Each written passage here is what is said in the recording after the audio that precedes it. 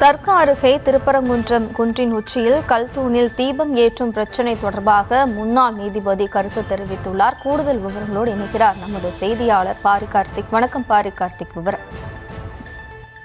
வணக்கம். திருப்பரங்குன்றம் மலையில் தீபம் ஏற்றுவது தொடர்பாக இந்திய உச்சநீதிமன்றத்தினுடைய முன்னாள் வழக்கறிஞர் சுந்தர் அவர்கள் தெரிவித்திருக்கிற கருத்தின் அடிப்படையில் மதுரை திருப்பரங்குன்றம் கோவில் தர்காவுக்கு அருகே உள்ள திருப்பரங்குன்றம் குன்றின் உச்சியில் அமைந்துள்ள கல் தூணில் ஒரு குறிப்பிட்ட இடத்தில் கார்த்திகை தீபம் ஏற்றுவது ஒரு இந்துவின் அடிப்படை உரிமையா என்பது முதன்மையாக சட்ட பிரச்சனை. பொதுமக்கள் ஒருவராகவும் சென்னை உயர்நீதிமன்றத்தின் முன்னாள் நீதிபதியாகவும் தற்போது பதற்றத்தை தணிக்கும் வகையில் இந்த பிரச்சனையை சட்டப்பூர்வமாக கண்ணோட்டத்தில் கவனம் செலுத்தப்பட்டு அணுக வேண்டும் என கருதுகிறேன் எனவும் தெரிவித்திருக்கிறார். பொதுவாக ஏற்கனவே ஒரு சட்டம் ஒரு பயனுள்ள மாற்றத்தின் தீர்வை வழங்கும் போது அடிப்படை உரிமை மீறப்பட்டவனின்றி ஒரு ரிட் மனுவை விசாரிக்க முடியாது. நமது அரசியலமைப்பினுடைய ஆர்டிகல் 25 எந்த ஒரு மதத்தையும் பின்பற்றுவதற்கு பாதுகாப்பு அளித்தாலும் அந்த உரிமை சில வரம்புகளுக்கு உட்பட்டது எனவும் தெரிவித்திருக்கிறார். அனுமதி மறுக்கப்பட்டது ஒருவருடைய அடிப்படை உரிமைகளை மீறுகிறது என்று புகார் கூற அத்தகைய மத நடைமுறை ஒரு அத்தியாவசியமான நடைமுறை எனவும் நிரூபிக்க வேண்டும் எனவும் தெரிவித்திருக்கிறார்.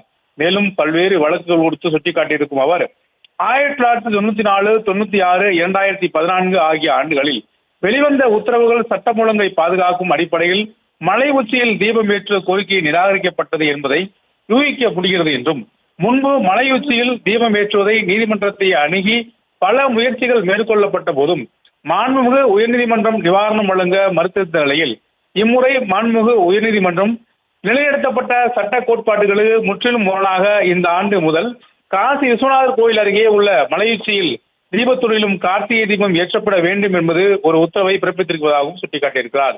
மேலும் தொடர்ச்சியாக பல்வேறு விஷயங்களை கூறியிருக்கும் அவர் நீதிமன்றம் ஒப்புக்கொள்ளப்பட்ட உண்மைகளின் அடிப்படையில் மட்டுமே முடிவெடுக்க வேண்டிய ஒரு ரிட் மனு எந்த ஒரு உண்மை தகராறுகளையும் ஆராய முடியாது என்றும் அப்படி இருந்தும் மாண்புமிகு உயர்நீதிமன்றம் இதற்கு முன்னர் 3 முறை இதே போன்ற கோரிக்கைகளை நிராகரித்ததும் சட்டம் ஒழுங்கு பிரச்சனை இருக்கும் போது நீதிபதி குறைந்தபட்சம் இந்த விஷயத்தை சட்டப்பிரிவு 3E கீழ் கையாளும்படி அனுப்பி வைக்க வேண்டும் என்றும் சட்ட ரீதியாக பல்வேறு நுணுக்கங்களையும் தெரிவித்திருக்கிறார்.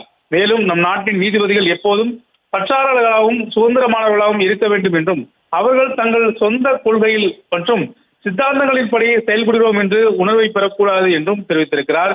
மேலும் அத்தகைய உணர்வை பெறக்கூடாது என்று எதிர்பார்க்கப்படுவதால் அவர்கள் தங்கள் சொந்த கருத்துக்களில் சிக்கிக் கொள்ளாமலும் சர்ச்சையான தீர்ப்புகளின் மூலம் நீதியை வழங்க எல்லாம் வல்ல இறைவன் அவர்களுக்கு வலிமை, அறிவு, பார்வை மற்றும் ஞானத்தை வழங்க வேண்டும் என நான் கேட்டுக்கொள்கிறேன் வழக்கறிஞர் சுந்தர் அவர்கள் தற்போது தெரிவித்திருக்கிறார்.